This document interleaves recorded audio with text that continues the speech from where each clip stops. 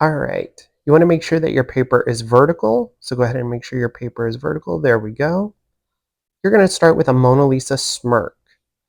The Mona Lisa smirk, right, is just a curved line that smirks at you. It doesn't completely smile. From there, you're going to draw a diagonal line going up that kind of curves at the top. You're going to draw 5 of these from the center of your daylily. So we have 3 so far that are about the same size. We're going to draw a 4th one, and then we're going to draw one more at the end of that Mona Lisa smirk that extends just a little bit past the others. You should have 5 lines. I'm going to draw kind of some seed shapes up at the top of those lines that are kind of ovals or kind of small raindrop shapes.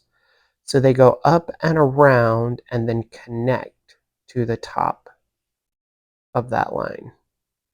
Do it on all 5 of them.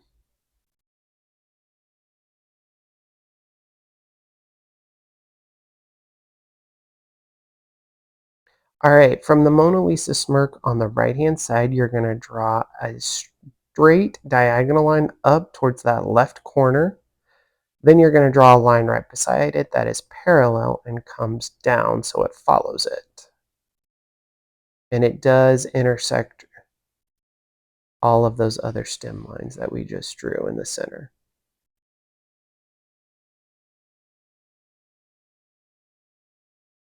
All right, from here, we're going to get started on our petal shapes. So from the left side of the Mona Lisa smirk, we are going to start with our first petal. It's going to be a diagonal line that comes down and curves just a little bit at the bottom. Then we're going to go back up. We're going to curve out, and then we're going to come down, and it's going to run parallel to the line that we just made on that first petal shape. And then we're going to come around and connect it. From the Mona Lisa smirk again, we're going to draw a curved line that comes down the center of that petal. Then we're going to draw another line that comes down the center of that petal. So we're giving it just a little bit of dimension, making it feel more real and lifelike.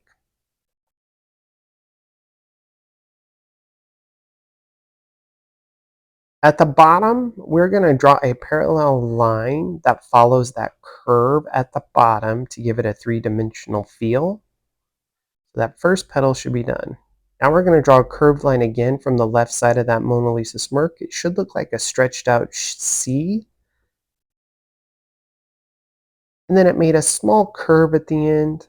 Then we're going to go to the Mona Lisa smirk, draw a line going up ever so slightly, and it's going to start curving down, down, down, and connects. So this should be kind of your fat petal right now, the one that would be closest to you if it were in real life. We're going to draw a parallel line again. It's going to be on the inside of our petal. And we're going to give it some dimension, and we're going to draw a diagonal line down, a horizontal line across. And as that horizontal line comes across, we're going to make it come up and connect to the tip of that petal.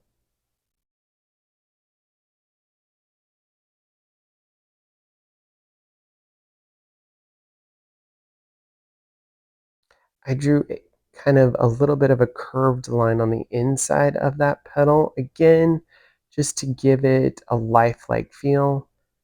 Then I drew a line coming down that then curves towards the center.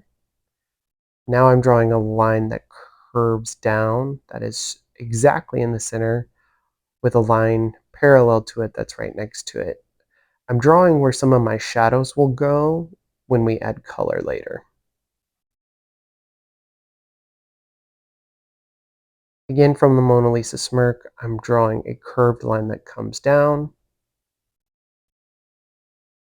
and then straight lines that are coming out a diagonal to give it that feeling of a petal shape.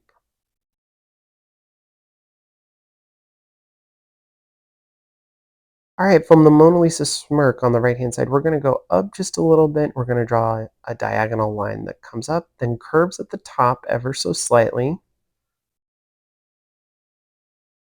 Then it's going to kind of curve again and come down. We're going to go back to the petal we finished with, draw a diagonal line up, keep going up, and then curve it and connect it to the petal so the petal comes to a point. I went from the tip of that petal and came back towards the center of that petal, so it gave it a petal that looks like it's kind of sticking out. I also drew a line that curves down towards the center. All right, diagonal line coming up again. This one is becoming more straight though. As you can see, it's not quite vertical, but it is closer to a vertical line. And it's going to extend up about 3 inches or so. Then it's going to start to point towards the left-hand side, curve around, and then come back down almost straight up and down. From the top of that curve, I'm going to draw another line that comes right beside it and then comes down again. So this would be our 4th petal.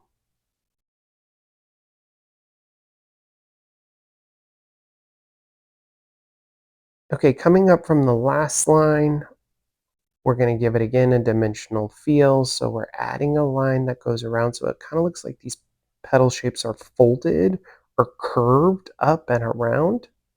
So we're doing that on either side.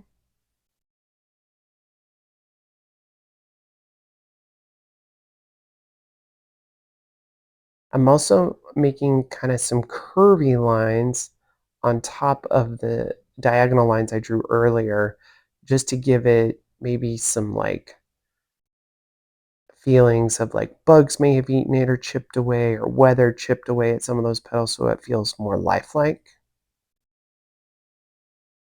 And then I'm adding those lines to remind me that those petals are curved and pointing out towards the sun.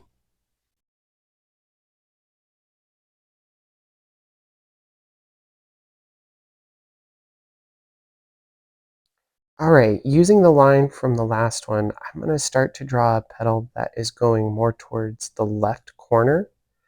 So it curved down, and now I'm drawing a diagonal line that was going towards the left corner, and now I'm curving back around and going to connect it with that straight line from the center.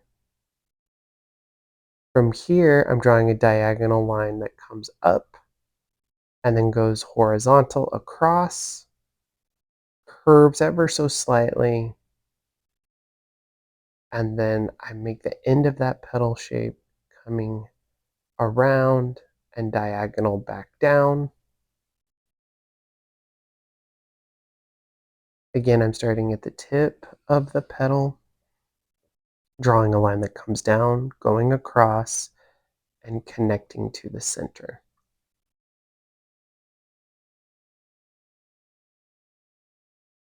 Coming down from the tip of that petal shape and then following the lines that I made. So again, it looks more three-dimensional with the lines.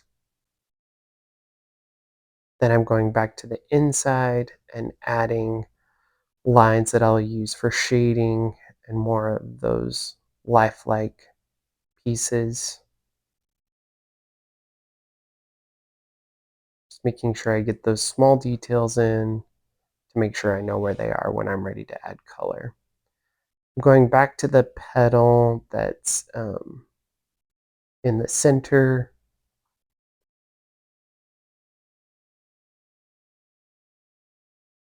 Now I'm going to start on the stem. Decided that the petal in the center was okay. I'm going to draw a line coming down from the petal that we originally started with. It's going to come down about 2 inches or so. Then I drew another line from the second petal we drew. And it's only about a half an inch or a quarter of an inch. And I'm drawing, I would call like these the pod shapes. It's right before these flowers bloom. There are multiple blooms right on a stalk of these flowers, so I'm drawing those kind of pod bloom shapes. So again, I'm going back up to that longer line and drawing those lines in.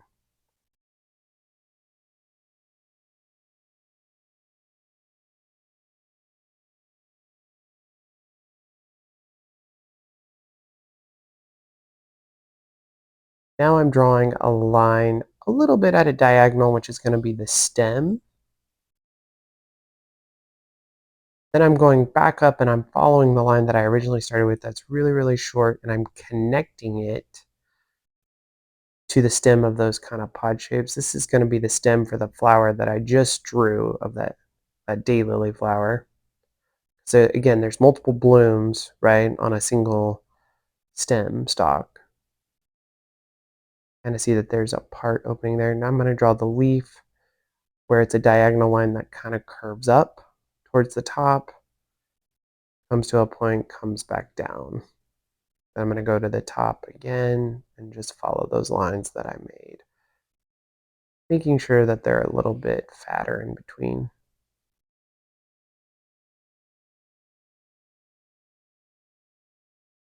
I'm going to do it on the other side, making a diagonal line that extends up towards that first petal I made, coming to a point and then coming back down.